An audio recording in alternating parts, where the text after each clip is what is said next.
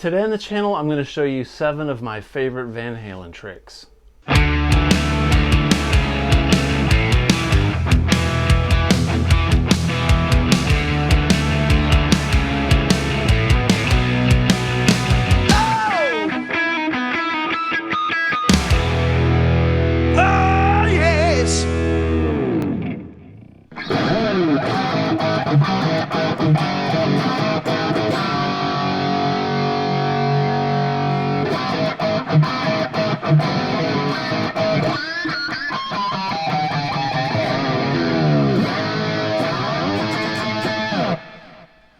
Hey everybody, welcome back to the channel. Today I'm going to show you 7 of my favorite Eddie Van Halen tricks. Are they tricks? I don't know. Are they gimmicks? No. Are they techniques? Yes. But I'm going to call them tricks because to me, growing up, Eddie Van Halen was the master magician of guitar, and to this day he still is. I love Eddie's playing. That's what got me started on this channel, and it's been a while since we did some Van Halen stuff, so today I'm just going to do this impromptu, off-the-cuff video on 7 of my favorite Van Halen tricks, okay?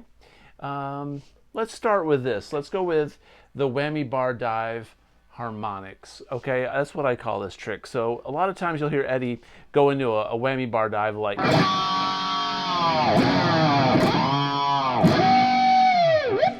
that, okay? So I love listening to live stuff, especially. Eddie really went off the chain on a lot of live videos. Live Without a Net's a classic example. I mean, so many times Eddie will be doing a chord, hit a whammy bar dive, grab the bar with his left hand, take a drag of his cigarette, unfortunately. Just let it ride like that, and then he'll go.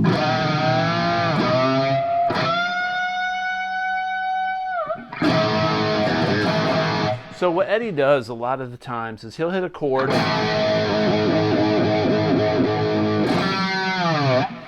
then he'll take his hand and he'll make kind of like a C. This is what I think he does anyway, and by putting your hand over the strings like this, you open up the string that you want to hit precisely. In this case, I'm hitting the G open like this. That way you can really just hit it hard with your picking hand. So watch. And then hit a harmonic with your ring finger. You can do it really cool ones on the 5th, 7th, and 12th fret when you're doing an open string, such as the D string. Okay, just by hitting the D string and then doing the whammy bar dip and then lightly touching the harmonic and bringing the bar back up, it sounds really nice. But you got to hit the string super hard at first to be able to have enough string tension and vibration to hit the harmonic on the way up. A lot of times I'll hit the string like when I go down like this. I'll make the C shape. So I'm muting the strings, and I'm going to hit the harmonic like this. You hear a lot of that in there, but it's just for a split second.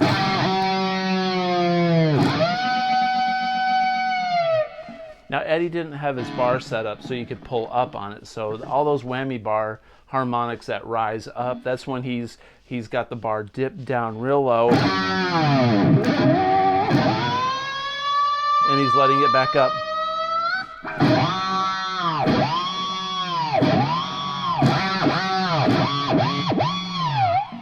It's so cool.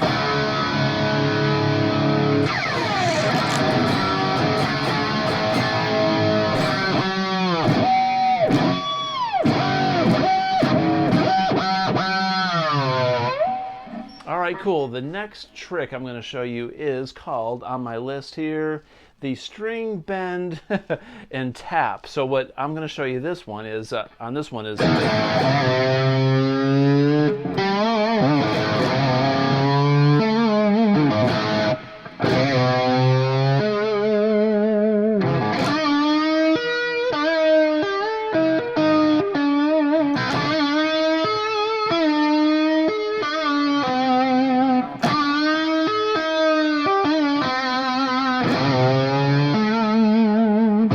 Okay, so what we're doing there, it works out great if you bend the third up to a major third. Like if we're in the A and we grab this C on the 3rd fret, I go bend it up so it's like on the 4th fret. We're making it a major third, and then tap on the 10th fret. So what we're going to do is we're going to go back up to this A. When we tap here, we're hitting the A, so it's like he's going.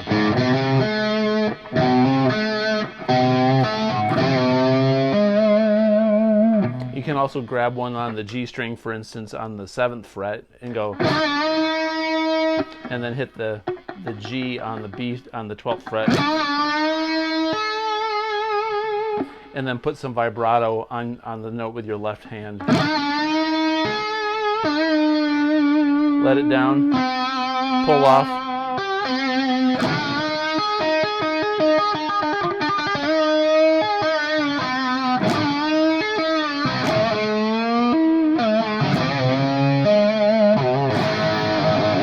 It's so cool. It's very important to do the bend, like it's like he puts a little vibrato on it and bend it up one step. If you notice I'm bending the note down, you can go.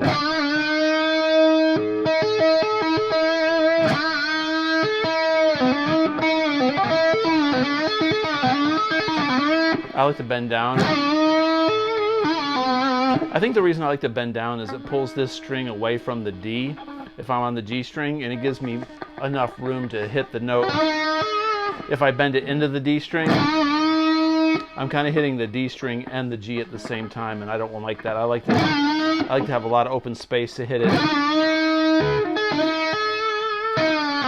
Plus, when I was a lot younger, many moons ago, when I was learning how to play guitar, the only way I could bend a note was to bend it down because I didn't have the hand strength.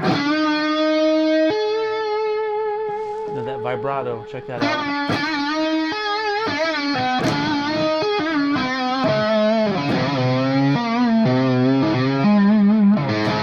So I'm in A minor pentatonic.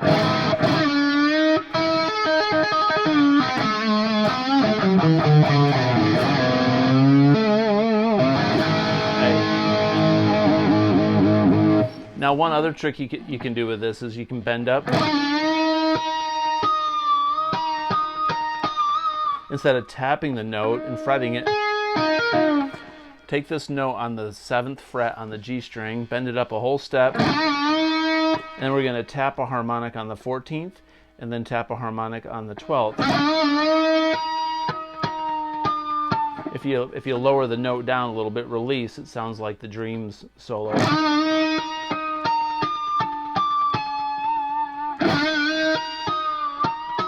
And the secret to this is this note that we're fretting. Check it out. 1, 2, 3, 4, 5, 6, 7. You're up 7 frets and 5 frets. So on the fretboard, 7 and 5 are natural harmonic areas that are very easy. So if you take a note, anywhere you take it on the fretboard, if you tap the harmonic 7 or 5 frets above it, you can get those natural harmonics really easily.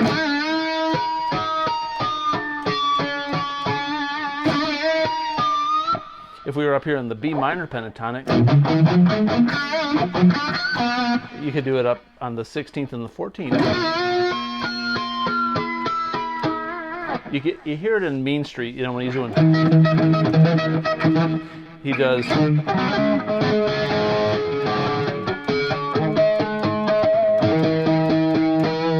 He's on the 7th fret. He's going 14, 12, 11.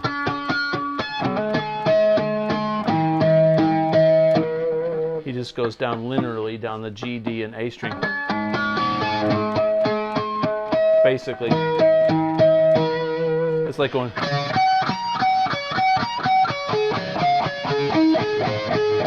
But we're going. If you put a bend in it,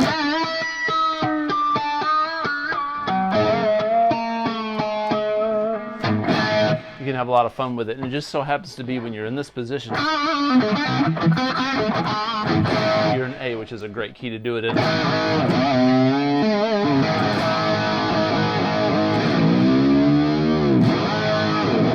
right, so that's 3 techniques there, or tricks, should I say.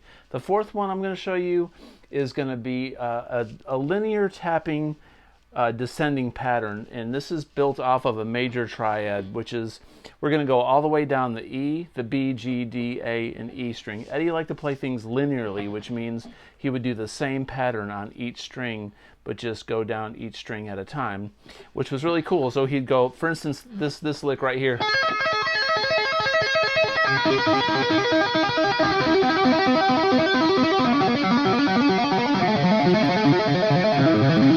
That's one thing that you can do, and I'm just going down linearly. What I'm on is the 5th, on the 9th, and the 12th.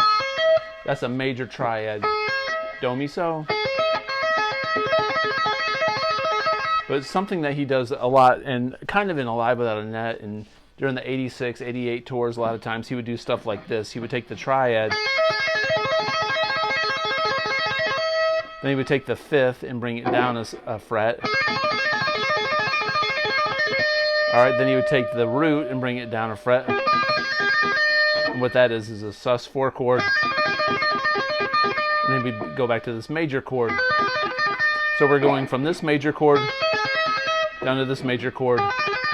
Just a half step, but to get there, we're going to lower the 5th, lower the root, and then lower the 4th, down the 3rd. So it's this finger, then this finger. Alright, so if you do it on each string, it sounds like this.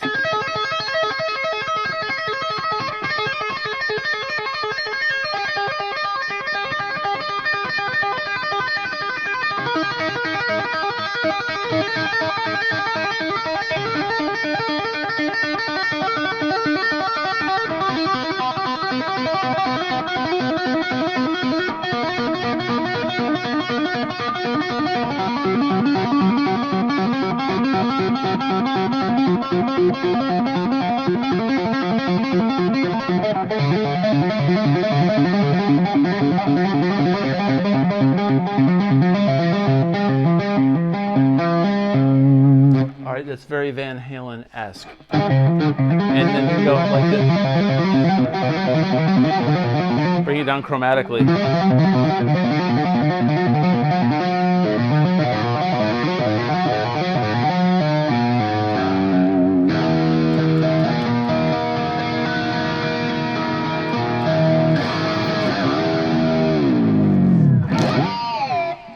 Alright, awesome. Linear tapping. Very, very Van Halen. He did a lot of linear stuff, especially with his runs.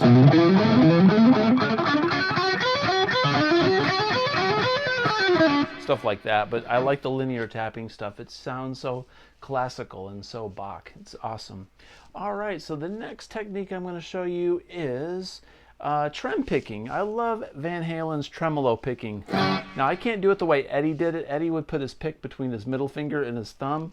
And a lot of times, if you watch him like on Live Without a Net or some of the old videos, it's like he's rotating his hand like this, and that freed his pointer finger up, you know, to tap and then play like this. And it sounded really cool. You know, I've always heard it called butterfly picking. I don't know if that term is coined or used anymore, but I cannot do it like that. So the way I developed my speed picking technique was to barely touch the string with the very tip of the pick, and the pick is kind of at an angle. It's barely touching it, right? So you go.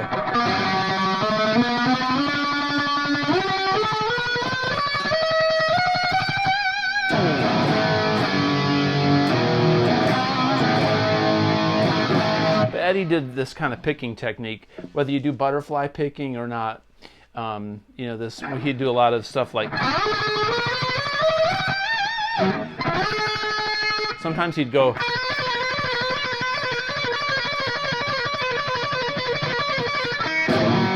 You know, he'd do like this really fast thing. You can hear it in eruption.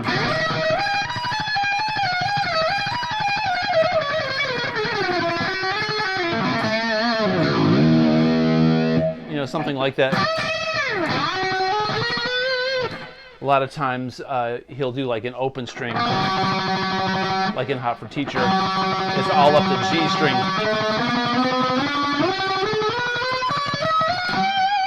Kind of like a G major scale. but he skips, you know, a couple notes. But he does it in what is it?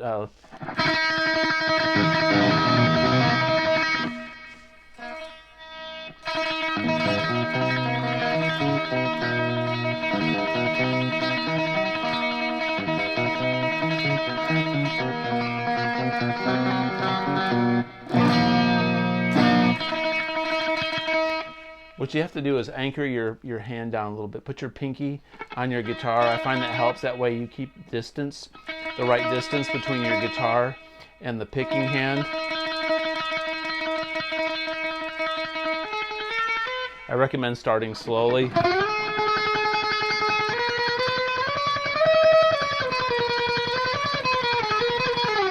Sounds like you're in Italy on a gondola.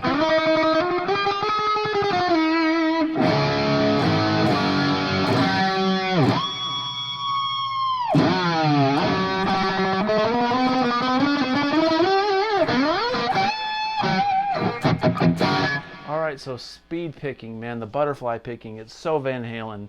Alright, the next one I'm going to show you, that's one of my favorites, is his chromatic use of chords. Eddie was obviously a jazz influenced player. His dad was a jazz player. You know, if you're watching this channel, you know all this information. Eddie he grew up on jazz, so did Alex, right?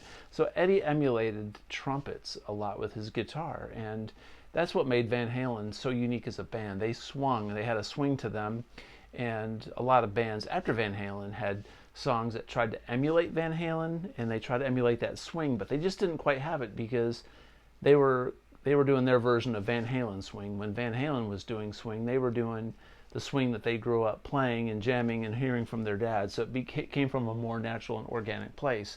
So Eddie had a lot of parts that were chromatic and kind of like horn sections. For instance, in Hot for Teacher, where he goes,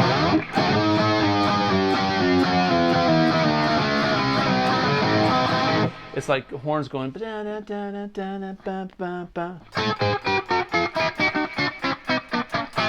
You can hear it in Girl Gone Bad. He goes like, he's got, you know, a lot of chromatic. It sounds like on 84, Eddie was really inspired and did a lot of those riffs. A lot of stuff showed up on Van Halen records, and we never heard him again. We heard him on that tour, and then he was off, you know, following his fancy and his his inspirations elsewhere, right? And we were left with it on that album. We were like, where's more? We want more, right?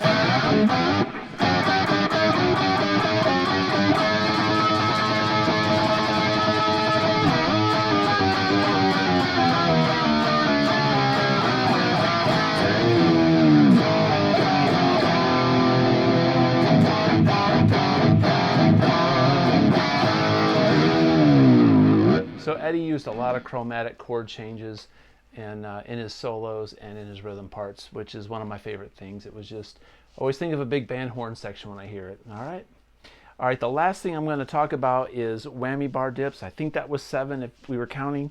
The whammy bar dip stuff is something I've never really been able to get super comfortable with. Sometimes I pull it off and I love it, and it's, you know, it's very Van Halen, it's very 80s, where people took it from Eddie, but Eddie did it so good. And what I'm talking about is when he'll do a riff, like, say we're in A minor pentatonic.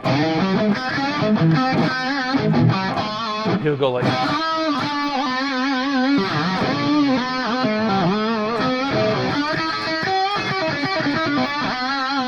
he'll just put like a little whammy bar dip in there, and he brings it back. Sometimes I've heard, I think on Dweezil Zappa's podcast, Dweezil said a lot of times he would do those things to bring his guitar back into tune because it'd fluctuate a little bit, and he would get it back in tune. But sometimes I think it became like so much of a style, he just did it naturally. I messed it up. All right, so let's see.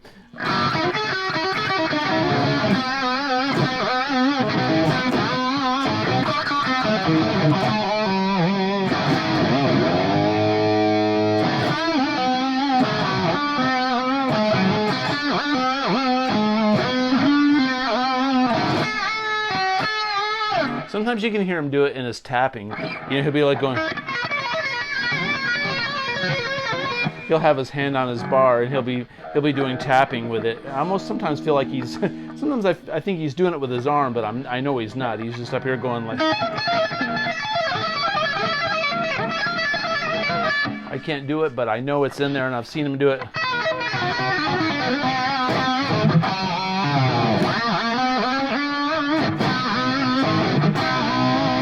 Sometimes he'll do it with chords, you know, he'll be like. Once again, it's kind of like trumpets, you know, going how trumpets go into their notes, they kind of bend into it.